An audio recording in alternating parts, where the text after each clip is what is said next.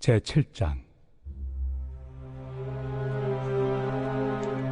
너희가 쓴 문제에 대하여 말하면 남자가 여자를 가까이 아니함이 좋으나 음행을 피하기 위하여 남자마다 자기 아내를 두고 여자마다 자기 남편을 두라. 남편은 그 아내에 대한 의무를 다하고 아내도 그 남편에게 그렇게 할지라. 아내는 자기 몸을 주장하지 못하고 오직 그 남편이 하며 남편도 그와 같이 자기 몸을 주장하지 못하고 오직 그 아내가 하나니 서로 분방하지 말라. 다만 기도할 틈을 얻기 위하여 합의상 얼마 동안은 하되 다시 합하라. 이는 너희가 절제 못함으로 말미암아 사탄이 너희를 시험하지 못하게 하리 함이라. 그러나 내가 이 말을 함은 허락이요 명령은 아니니라. 나는 모든 사람이 나와 같기를 원하노라.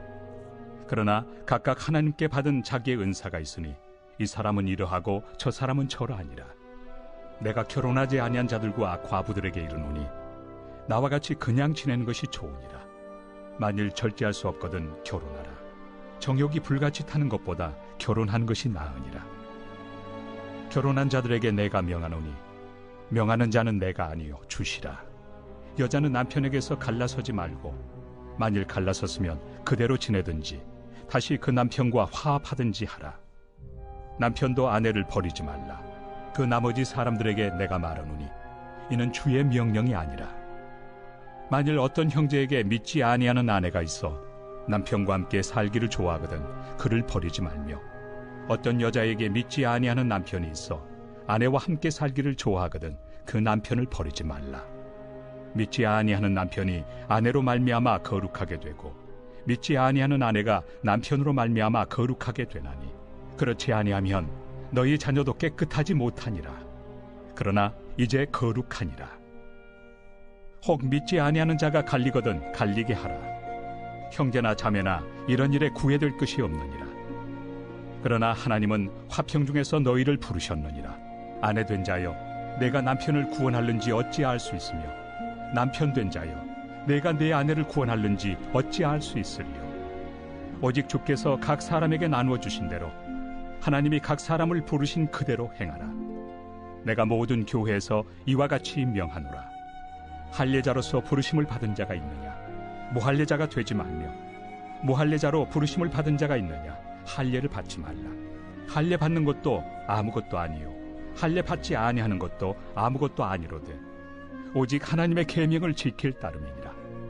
각 사람은 부르심을 받은 그 부르심 그대로 지내라. 내가 종으로 있을 때 부르심을 받았느냐 염려하지 말라. 그러나 내가 자유롭게 될 수 있거든 그것을 이용하라. 주 안에서 부르심을 받은 자는 종이라도 주께 속한 자유인이요 또 그와 같이 자유인으로 있을 때 부르심을 받은 자는 그리스도의 종이니라. 너희는 값으로 사신 것이니 사람들의 종이 되지 말라. 형제들아, 너희는 각각 부르심을 받은 그대로 하나님과 함께 거하라. 처녀에 대하여는 내가 주께 받은 계명이 없으되 주의 자비하심을 받아서 충성스러운 자가 된 내가 의견을 말하노니 내 생각에는 이것이 좋으니 곧 임박한 환난으로 말미암아 사람이 그냥 지내는 것이 좋으니라. 내가 아내에게 매였느냐 노이기를 구하지 말며, 아내에게서 노였느냐 아내를 구하지 말라. 그러나 장가가도 죄 짓는 것이 아니요 처녀가 시집가도 죄 짓는 것이 아니로되 이런 이들은 육신의 고난이 있으리니 나는 너희를 아끼노라. 형제들아, 내가 이 말을 하노니 그때가 단축하여진 고로 이후부터 안에 있는 자들은 없는 자같이 하며 우는 자들은 울지 않는 자같이 하며 기쁜 자들은 기쁘지 않은 자같이 하며 매매하는 자들은 없는 자같이 하며 세상 물건을 쓰는 자들은 다 쓰지 못하는 자같이 하라. 이 세상의 외형은 지나감이니라. 너희가 염려 없기를 원하노라. 장가가지 않은 자는 주의 일을 염려하여 어찌하여야 주를 기쁘시게 할까 하되, 장가간 자는 세상 일을 염려하여 어찌하여야 아내를 기쁘게 할까요. 마음이 갈라지며 시집가지 않은 자와 처녀는 주의 일을 염려하여 몸과 영을 다 거룩하게 하리라 하되, 시집간 자는 세상 일을 염려하여 어찌하여야 남편을 기쁘게 할까 하느니라. 내가 이것을 말함은 너희의 유익을 위함이요 너희에게 올무를 놓으려 함이 아니니 오직 너희로 하여금 이치에 합당하게 하여 흐트러짐 없이 주를 섬기게 하려 함이라. 그러므로 만일 누가 자기의 약혼녀에 대한 행동이 합당하지 못한 줄로 생각할 때 그 약혼녀의 홍기도 지나고 그같이 할 필요가 있거든 원하는 대로 하라. 그것은 죄 짓는 것이 아니니 그들로 결혼하게 하라. 그러나 그가 마음을 정하고 또 부득이한 일도 없고 자기 뜻대로 할 권리가 있어서 그 약혼녀를 그대로 두기로 하여도 잘하는 것이니라. 그러므로 결혼하는 자도 잘하거니와 결혼하지 아니하는 자는 더 잘하는 것이니라. 아내는 그 남편이 살아있는 동안에 매여 있다가 남편이 죽으면 자유로워 자기 뜻대로 시집갈 것이나 주 안에서만 할 것이니라. 그러나 내 뜻에는 그냥 지내는 것이 더욱 복이 있으리로다. 나도 또한 하나님의 영을 받은 줄로 생각하노라. 오늘 말씀의 주제는 결혼입니다. 바울은 결혼하는 것도 하나님의 선물이고 결혼하지 않는 것도 하나님의 선물이라고 말하고 있습니다.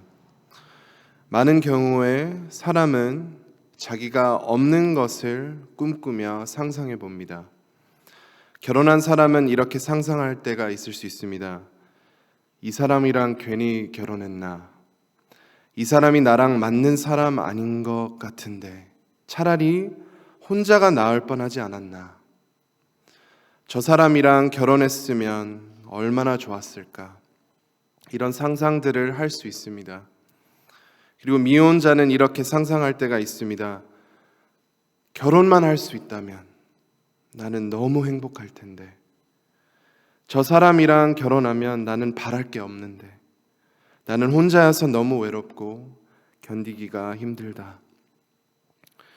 그때 당시에 유대인들 사이에 미혼자로 살아가는 것이 죄로 여겨졌습니다. 창세기 2장 18절입니다. 여호와 하나님이 이르시되 사람이 혼자 사는 것이 좋지 아니하니 내가 그를 위하여 돕는 배필을 지으리라 하시니라. 하나님께서 혼자 사는 것이 좋지 않다고 하셔서 아마 유대인들이 이러한 생각들을 가졌던 것 같습니다. 하지만 예수 믿는 우리는 결혼하던 하지 않던 다 하나님의 선물이라는 것입니다. 그렇다면 기혼자들에게는 나의 배우자가 하나님의 선물이라는 것입니다. 지금 우리의 배우자는 하나님께서 주신 선물입니다. 그래서 부부 사이에 서로 함부로 대하면 안 되겠습니다. 하나님께서 우리에게 귀한 선물을 주셨는데 우리가 그 사람을 영접하고 사랑하고 함께 주님을 의지해야 합니다. 두 사람이 합한다는 것이 매우 어려운 일입니다. 하지만 하나님께서 중심이 되어주시면 두 부부가 평화롭게 행복 넘치게 살아갈 수 있습니다. 하나님께서 주신 선물이라고 서로 대하고 하나님을 더욱 의지하여 살아갈 때 부부가 하나가 되고 또 아름다운 가정을 만들 수 있습니다. 미혼자로 살아가는 것도 선물이라는 것입니다. 조금 전에 말씀드렸듯이 우리는 없는 것을 상상하며 아쉬워하고 후회하고 슬퍼하고 또 외로워할 때가 있습니다. 하지만 하나님께서 미혼자로 살아가는 것도 선물이라고 하시면 선물인 것입니다. 힘든 것은 세상 사람들도 우리가 없는 것을 꼭 집어서 물어봅니다. 학생한테 어떤 대학교 갈 거니? 그럼 좋은 대학교 가야 되는 이제 부담감이 생기죠. 언제 졸업하니? 이제 4년 만에 빨리 졸업해야 되네. 이런 부담감이 생기죠. 언제 취업하니? 졸업하자마자 취업해야 되네. 좋은 직장을 찾아야 되네. 언제 결혼하니? 갑자기 또 좋은 배우자를 만나야 되네. 언제 아이 갖니? 이제 결혼했는데 아이를 가져야죠. 딸 가지면 언제 아들 갖니? 아들 가지면 언제 딸 갖니? 혹시 아들 셋이면 아이고 딸 하나만 있으면 얼마나 좋았을까? 딸 셋이면 아이고 안타까워라. 이렇게 살아가면 하나님께서 주신 선물들을 그 하나하나를 소중히 여길 수가 없습니다. 한 생명을 우리에게 주신다면 그것보다 더 귀한 것이 어디 있겠습니까? 그런데 어떠한 성별이라고 그 아이를 소중히 여기지 않는다는 것이 참으로 안타까운 일이 아닙니까? 하나님께 죄송해야 할 것입니다. 세상은 항상 나를 부족하다고 여기게 만든다는 사실을 기억해야만 합니다.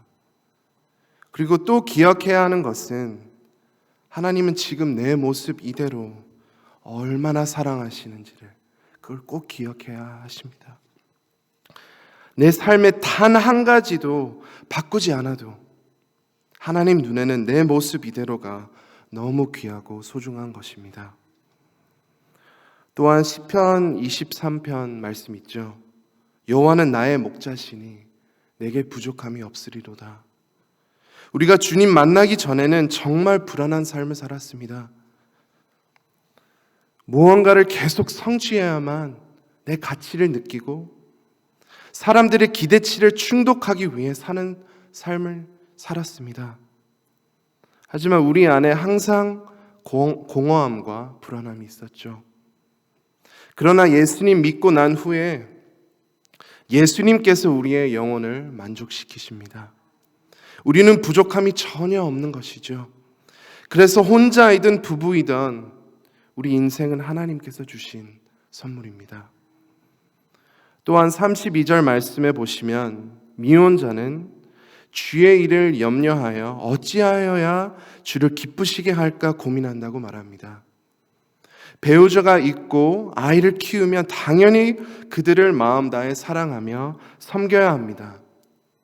그렇지만 혼자인 경우에는 그러한 큰 책임이 없으므로 하나님께 더욱 집중할 수 있는 또 이러한 축복이 있습니다.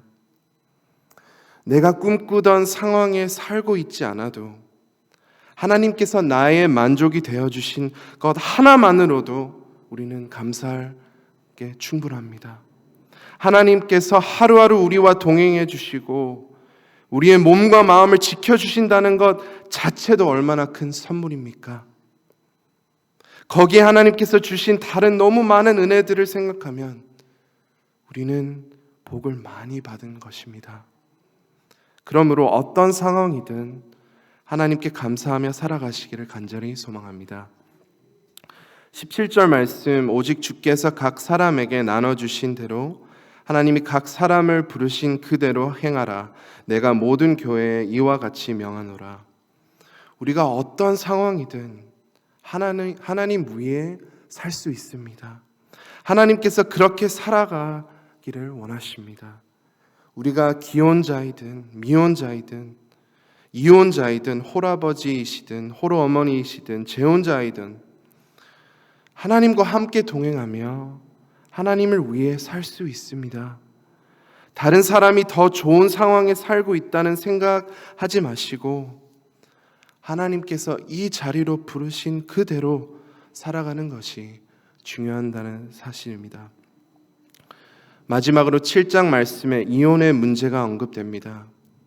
부부로 살아가고 또 부모로 살아갈 때 큰 아픔을 겪을 수 있습니다. 너무 힘들어서 포기하고 싶을 때가 있을 것입니다. 하지만 바울은 성경에서 허락하는 이유 외에는 이혼을 절대적으로 피하라고 권합니다. 하나님께서 결혼을 만드셨을 때 남자가 여자와 합하여 결혼하듯이 그리스도와 교회가 합하는 것을 보여주기 위함이었습니다. 배우자나 자녀를 의지하면 실망할 것입니다. 좌절할 수 있습니다.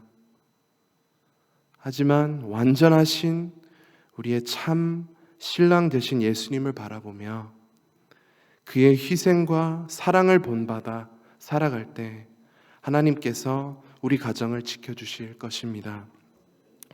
우리 뉴욕 성결교회 모든 가정마다 하나님의 평강과 사랑이 넘치시기를 간절히 소망합니다.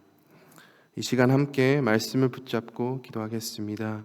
하나님께서 우리 가정의 왕이 되어주시고 우리의 가정을 지켜주시고 또 서로 사랑하게 하여 주시옵소서. 이렇게 함께 기도해 주시고 또 어려움을 겪고 있는 성도님들 위해 또 환우들 위해 기도해 주시고 또 온 성도님들이 전도에 힘쓰고 많은 영혼을 구원해 주시도록 하나님께 기도하겠습니다. 마지막으로 미국과 한국 내 이민자 및 인종에 대한 범죄 근절 및 총기 규제를 위해 함께 기도하겠습니다. 주여 한번 외치고 기도하겠습니다. 주여